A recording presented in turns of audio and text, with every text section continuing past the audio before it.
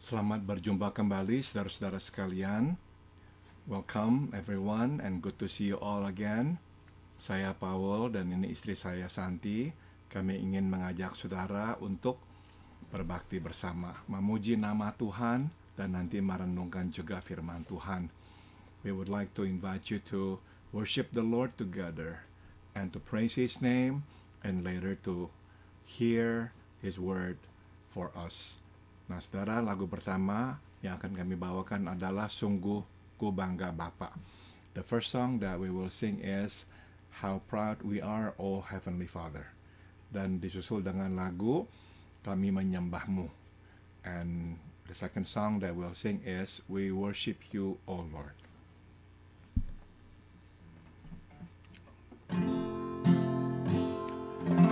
Sungguh ku bangga Bapa, punya Allah seperti Engkau. Sungguh ku bangga Yesus, atas segala pengorbananmu. Tak ingin aku hidup lepas dari kasih-Mu. Kasih-Mu menyelamatkan dan beriku pengharapan. Kini ku persembahkan apa yang aku miliki. Memang tiada berarti bila dibanding dengan kasih-Mu. Namun ku ingin memberi dengan sukacita di hati, karena aku tahu ini menyenangkan hati-Mu. Sungguh ku bangga Bapa, punya Allah seperti Engkau. Sungguh ku bangga Yesus, atas segala pengorbananmu. Tak ingin aku hidup lepas dari kasih-Mu. Kasih-Mu menyelamatkan dan beriku pengharapan. Kini ku persembahkan apa yang aku miliki. Memang tiada berarti bila dibanding dengan kasih-Mu. Namun ku ingin memberi dengan sukacita di hati, karena aku tahu ini menyenangkan hati-Mu. Karena aku tahu ini menyenangkan hati-Mu. We worship You, oh Lord. We worship You, oh Lord. In the beauty of holiness, we worship You, oh Lord. We praise Your name, oh Lord. We praise Your name, oh Lord. In the beauty of holiness, we praise Your name, oh Lord. We worship You, oh Lord. We worship You, oh Lord. In the beauty of holiness, we worship You, oh Lord. We praise Your name, oh Lord. We praise Your name, oh Lord. In the beauty of holiness, we praise Your name, oh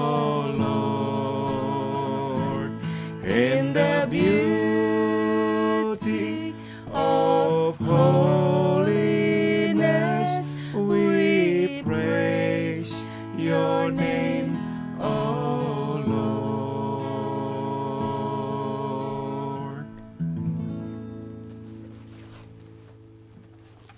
Mari kita masuk dalam doa. Let us pray. Bapa dalam surga, sungguh kami bangga mempunyai Allah sebagai Bapa kami yang begitu mengasihi kami, yang begitu maha kuasa. Ya Tuhan Yesus, terima kasih. Kau telah memberikan kesempatan kepada kami menjadi anak-anak-Mu. Oh Heavenly Father, how proud we are to have Heavenly Father like you, the mighty one who loves us so much, who cares so much for us. Bapa dalam surga, kami pun juga berterima kasih bahwa Engkau memberikan kesempatan kepada kami untuk menyembah-Mu dimanapun dan kapanpun. We are also grateful to you, Father, because you always give us this opportunity to worship you anywhere and anytime. Biarlah Bapa sekarang Kau juga berkata-kata kepada kami, kami siap untuk mendengarkan-Mu. And now we pray, Father, please speak to us. We are ready to listen to you. Dalam nama Tuhan kami, Yesus Kristus, kami berdoa. In the name of Jesus, our Savior and our Lord, we all pray. Amen. Saudara, firman Tuhan saya akan bacakan dari Ayub pasal 42 ayat 1 hingga ayat 3. The word of the Lord is taken from Job chapter 42 verse 1 to verse 3. Maka jawab Ayub kepada Tuhan, aku tahu bahwa Engkau sanggup melakukan segala sesuatu, dan tidak ada rencana-Mu yang gagal. Firman-Mu, siapakah dia yang menyelubungi keputusan tanpa pengetahuan? Itulah sebabnya tanpa pengertian, aku telah bercerita tentang hal-hal yang sangat ajaib bagiku dan yang tidak ku ketahui.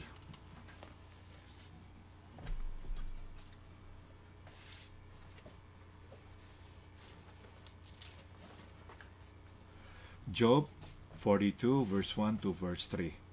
Then Job replied to the Lord, I know that you can do all things. No purpose of yours can be thwarted. You asked, who is this that obscures my plans without knowledge? Surely I spoke of things I did not understand, things too wonderful for me to know. Saudara-saudara sekalian, firman Tuhan yang telah kita baca tadi adalah bagian akhir dari percakapan antara Ayub dengan Tuhan Allah.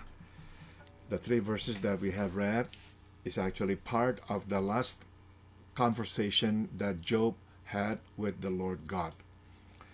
Saya kira saudara mungkin masih mengingat cerita Ayub ya. I'm sure you all remember the story of Job. Dia adalah seorang yang takut kepada Tuhan, berbakti kepada Tuhan, dan menghormati Tuhan lewat kehidupannya. I'm sure you all remember that Job was a righteous man who feared the Lord, who had put God in the first place in his life. He honored God wholeheartedly. Kemudian kita juga tahu bahwa akhirnya Job mengalami kemalangan yang luar biasa besarnya. Dia kehilangan 10 anaknya. Dia juga kehilangan semua hartanya. Dan akhirnya juga kehilangan kesehatannya. We all know what happened to Job. He lost all his 10 children.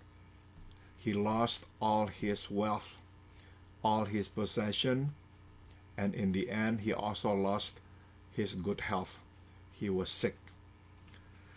Nah, kita juga tahu akhirnya datang teman-teman Ayub yang berusaha untuk menghiburnya, namun mereka lebih banyak menyalahkan Ayub daripada menghibur Ayub. We also know that friends of Job came, there are 4 of them, and they tried to comfort him, but instead of comforting him, they blame him. Mereka berprinsip bahwa orang yang benar tidak akan mengalami kemalangan. Basically, they came from this understanding that a righteous man before God would never experience misfortune. Kalau sampai orang itu mengalami kemalangan, apalagi seperti Ayub, itu berarti mereka telah berdosa dan Tuhan menghukum mereka. In their understanding, if somebody experienced misfortune, calamity, as terribly as Job did, surely it was because of his sin. Nah, saudara, ternyata kita tahu pada akhirnya Tuhan justru membenarkan Ayub dan menyalahkan teman-temannya. We know that in the end, God defended Job and blamed all his friends. Bagi Tuhan, merekalah yang nggak mengerti Tuhan. Sewaktu mereka menyalahkan Ayub seperti itu.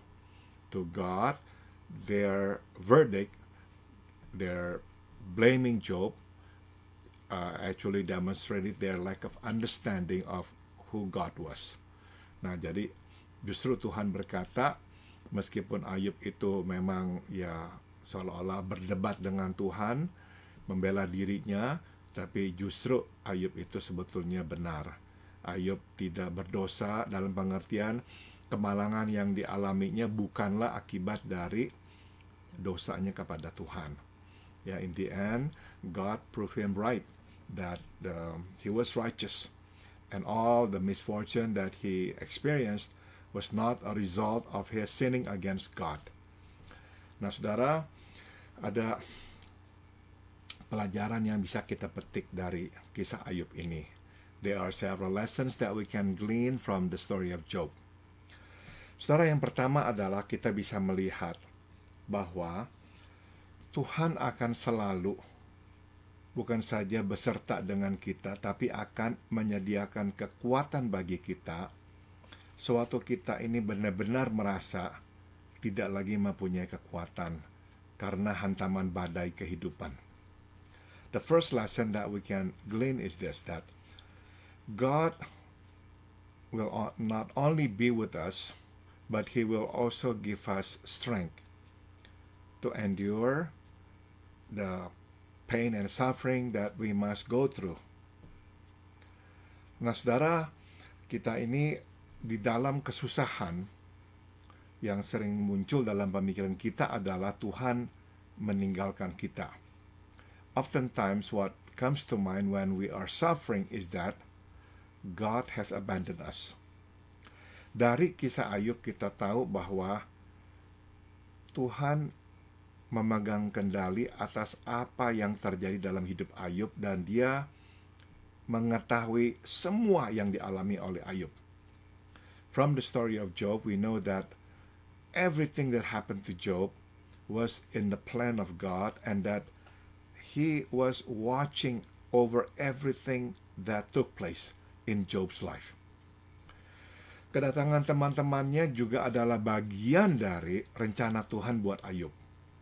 The presence of his friends who came to comfort him was also in the plan of God. Tujuannya adalah untuk memberikan kekuatan dan penghiburan kepada Ayub. And the purpose was for them to give Job strength and comfort. Nah, jadi kita mesti selalu mengingat di dalam kesusahan yang kita alami, bukan saja Tuhan beserta kita, Dia juga akan memberikan kepada kita kekuatan. So let us always keep this in mind. Yeah, in every trial, in every hard times that we must go through, remember God is with us and that He will give us strength. Bahkan di titik kita merasa kita tidak lagi punya kekuatan, Dia akan memberikan kita kekuatan itu. Even at the point that we feel like so helpless, we have no more power to do anything, no more energy. Remember, He is there and He will give us strength. Pelajaran yang kedua yang bisa kita petik adalah mengikut Tuhan menuntut kita untuk mempercayai Tuhan. The second lesson we can glean is to follow God requires us to trust Him.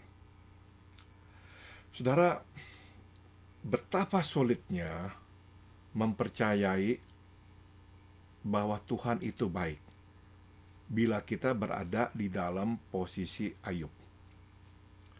It will be very difficult to trust that God is good if we were in Job's shoes. Mengapakah Tuhan membiarkan kita mengalami kehilangan yang begitu dahsyat dalam hidup? How could God allow us to go through losses, terrible losses, to that extent? Nah, jadi saudara, kita ini nih mesti menyadari bahwa mengikut Tuhan itu ibarat seperti mengendarai kuda yang gagah perkasa. You see, following God is like riding a horse, a stallion. Nah, saudara, kuda ini nih akan bisa membawa kita berlari cepat. Ya, this horse can take us, somewhere, and he can run really fast. Dia bisa melompat, menyeberangi mungkin sungai. He can perhaps jump over a creek. Dia mungkin bisa juga masuk ke air, melewati sungai. He even can go into the river and walk, through the river. Kuda ini bisa membawa kita ke hutan yang gelap. This horse can take us to a dark forest. Nah, kita mesti tetap duduk di saddle, di pelana kuda, dan tetap memegang tali. What we have to do is, we must continue sitting on the saddle and hold the leash, supaya kita tidak terjungkal. Tapi kita mesti percaya bahwa kuda ini akan membawa kita ke tempat tujuan. But we must trust that this horse will take us to our destination. Inilah perjalanan hidup bersama dengan Tuhan. And this is what following God is like. This is what walking with God is like. Saudara, kalau kita ini berharap mengikut Tuhan itu akan seperti naik kereta kuda. Melewati kota yang indah, jalanannya semua di aspal, kita itu akan kecewa dan keliru. If we think that following God is like riding on a coach, walking or riding on the city street, we would be disappointed and we would be wrong. Enggak, saudara.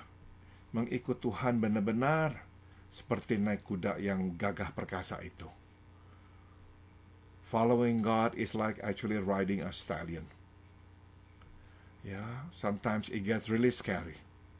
We don't know what's going on.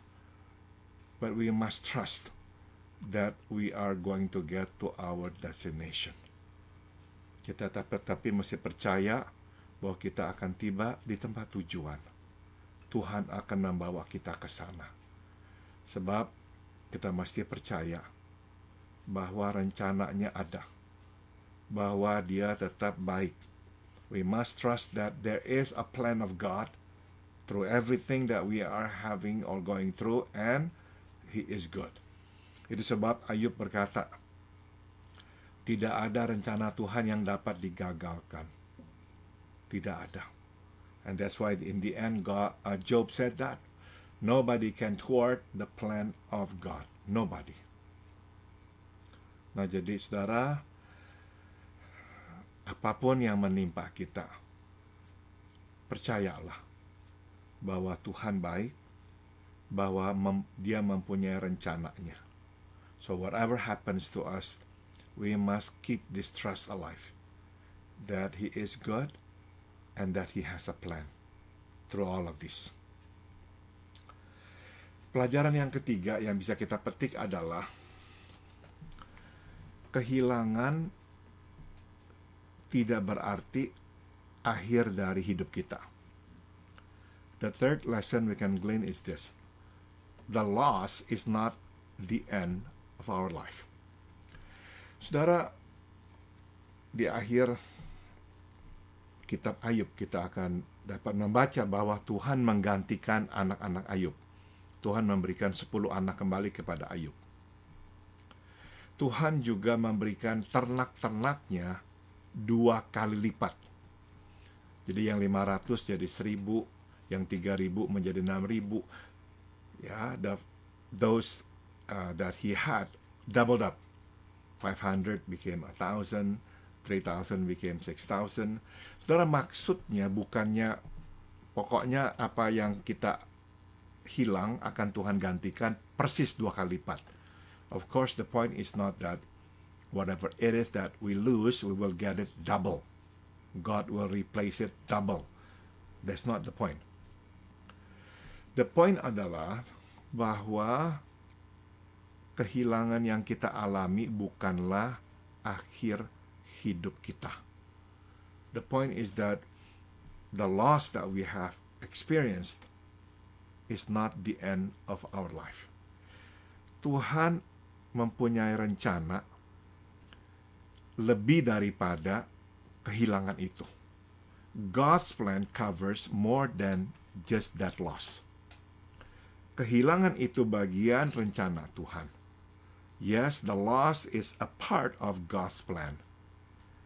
Tapi kehilangan itu bukanlah finale atau akhir dari rencana Tuhan atau hidup kita. But the loss itself is not the finale or the end of our life. Tuhan memberikan kepada Ayub usia tambahan 140 tahun setelah semua kehilangan yang dialaminya. God gave Job 140 years after all that he lost. Saudara, kita tidak tahu usia Ayub sewaktu dia mengalami kemalangan yang besar itu. We don't know how old Job was when he underwent all the losses. Tapi saudara, kita bisa simpulkan saat itu usianya belum terlalu tua.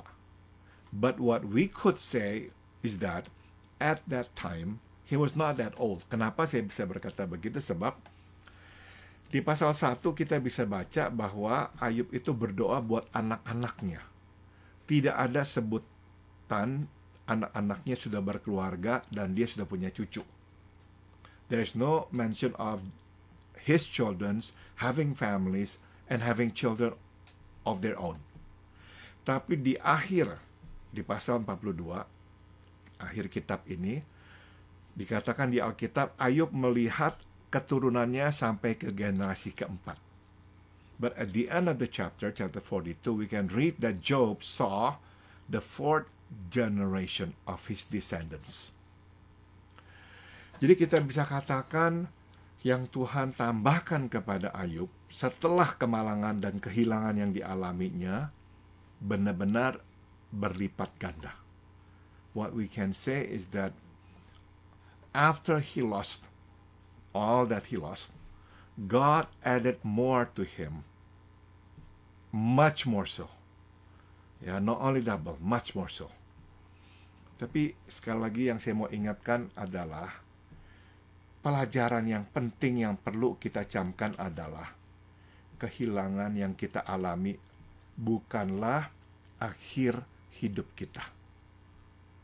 But the lesson that I want we all to take away with is the loss is not the end of our lives. Saya mengerti waktu kita mengalami kehilangan yang begitu besar, kita berkata biasanya, ya, ini akhir hidup saya. What we usually say after losing so much is that this is the end of my life. Jangan berkata begitu. Don't say that. There is life after losses. Akan ada hidup yang berlanjut setelah kehilangan yang kita alami. Amin. Santi mau tambahkan? Ayub berkata, Tuhan memberikan, Tuhan juga mengambil, and Terpujilah nama Tuhan. God give it and God take it away, but praise be the name of the Lord. Ayub itu ingin memuji Tuhan sewaktu Tuhan memberi. Kita juga gampang memuji Tuhan waktu Tuhan memberi, tetapi waktu Tuhan mengambil, sangat susah untuk memuji Tuhan. Tapi disinilah kita juga bisa memuji Tuhan di masa sulit itu, memberikan keyakinan bahwa di dalam pengambilan Tuhan itu ada jalannya Tuhan untuk kita lebih mengenalnya. Seperti Ayub, luar biasa dia mengenal Tuhan sebagai bukan hanya pemberi, tetapi pemberi kehidupan dia, sehingga dia bisa berkata, pujilah Tuhan, terpujilah nama Tuhan. Mungkin itulah yang saya juga belajar, bahwa memuji nama Tuhan di dalam kesusahan itu adalah sesuatu yang dia inginkan di dalam kehidupan anak-anaknya. Karena memang disitulah kekuatan Tuhan dinyatakan di dalam kehidupan anak-anak Tuhan melalui kesusahan yang kita alami. Tetapi kita bisa masih memuji Tuhan, mengerti akan rencana Tuhan seperti Ayub. Puji Tuhan. Terima kasih. Saudara, kita akan mengakhiri dengan bernyanyi sebuah lagu, Adakah Suram Sekitarmu, Gelap Gulita Sebelum Fajar. The last song that we will sing is Always Darkest Before the Dawn.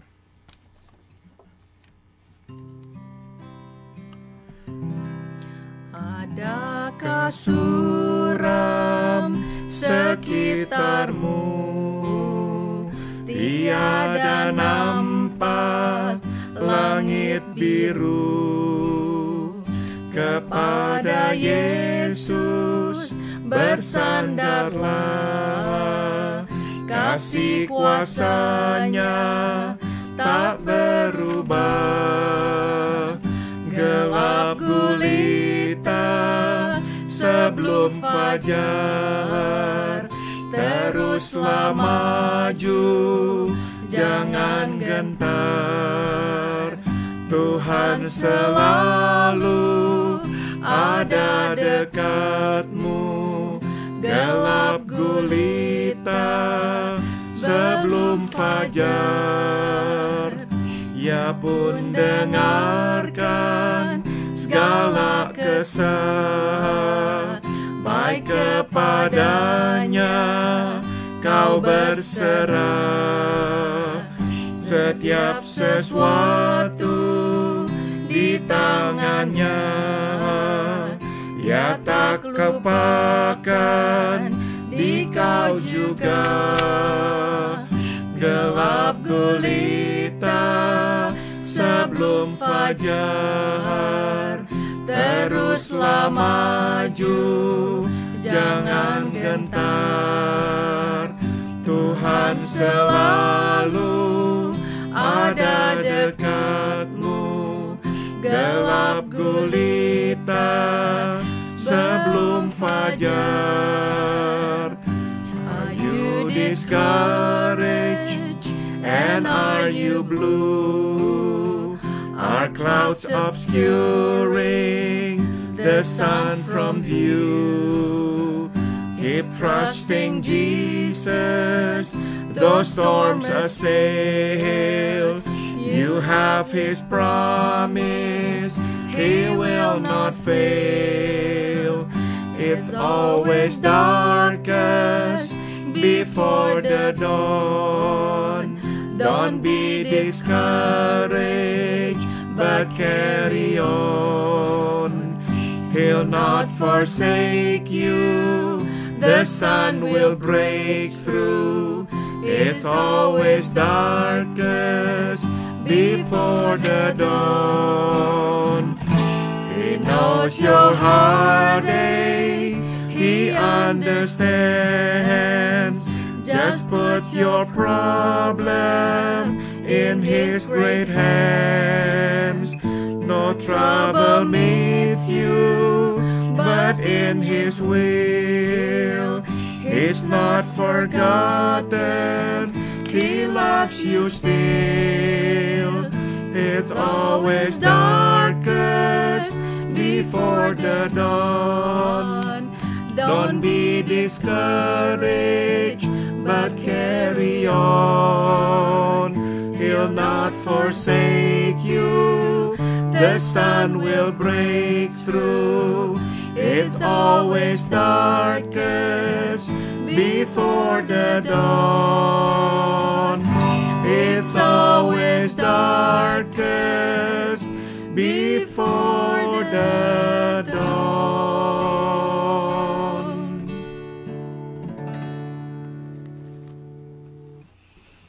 Saudara, Santi sekarang akan mengakhiri dengan doa. Santi will pray.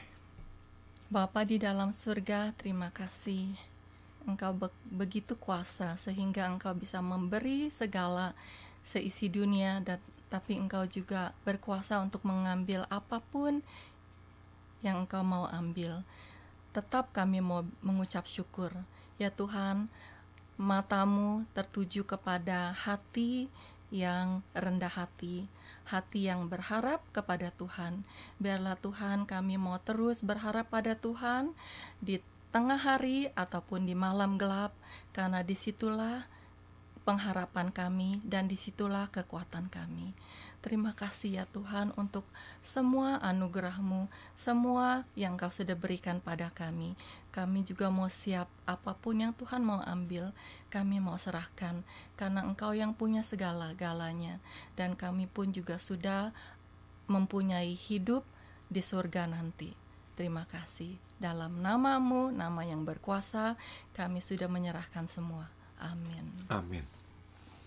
Sampai jumpa kembali dan Tuhan memberkati. We'll see you all again and God bless you all.